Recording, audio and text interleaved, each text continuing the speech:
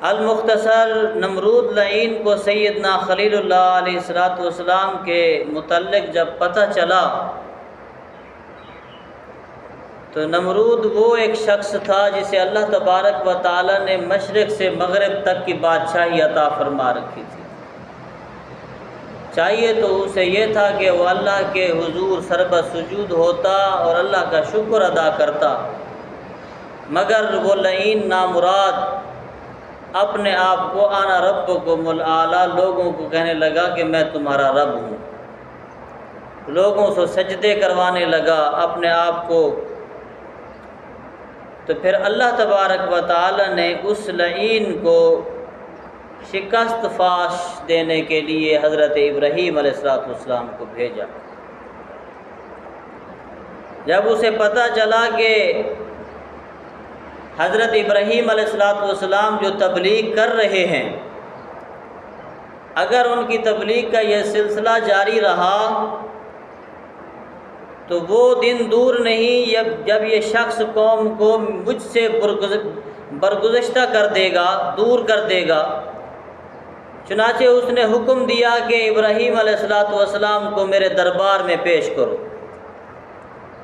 سیدنا خلیل اللہ علیہ السلام کو دربار میں جب نمرود نے طلب کیا تو آپ وہاں تشریف لے گئے تو نمرود نے آپ سے کہا کہ ہم نے سنا ہے کہ تم ہمارے بتوں اور دیوتاؤں کو خلاف کرتے ہو، دیوتاؤں کے خلاف باتیں کرتے ہو، ان کی تذلیل کرتے ہو، ان کی توہین کرتے ہو اور ہماری الوہیت کے بھی قائل نہیں ہو۔ تو حضرت ابراہیم علیہ السلام نے بھرے مجمع میں نمرود کے سامنے علل اعلان کہا کہ یہ بے جان مورتیاں جو تم اپنے ہاتھوں سے بناتے ہو، تراشتے ہو، پھر اس کی پوجا کرتے ہو، یہ کیسے خدا ہو سکتی ہیں؟ تو بھی انسان ہے، ہم بھی انسان ہیں، تو خدا کیسے ہو گیا؟ جب یہ بات کہی تو قرآن کہتا ہے قال ابراہیم ربی الذی یحیی و یمیت۔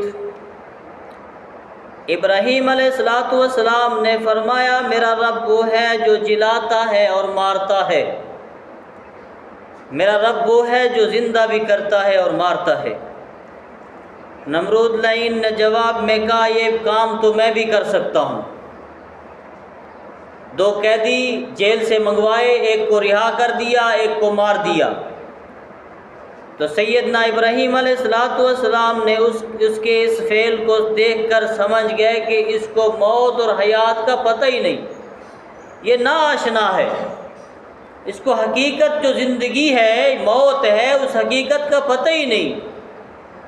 زندہ رکھنے والی، حیاتی دینے والی، مارنے والی ذات تو اللہ کی ہے۔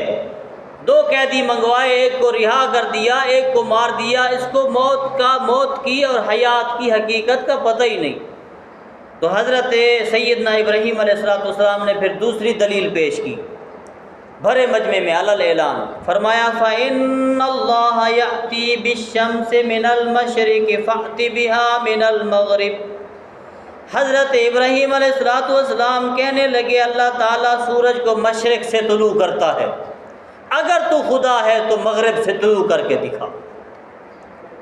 اس دلیل کا نمرود کے پاس کوئی جواب نہیں تھا، تو جب اسے جواب اس کے پاس نہیں تھا تو وہ چاہیے تو یہ تھا کہ حق کو مان لیتا، مگر اس نے اللہ تبارک و تعالیٰ کی ذات کو نہ مانا، بلکہ حضرت ابراہیم علیہ السلام کے خلاف ہو گیا، حتیٰ کہ پوری قوم خلاف ہو گئی، کیونکہ اس کے مفادات پہ زد پڑتی تھی۔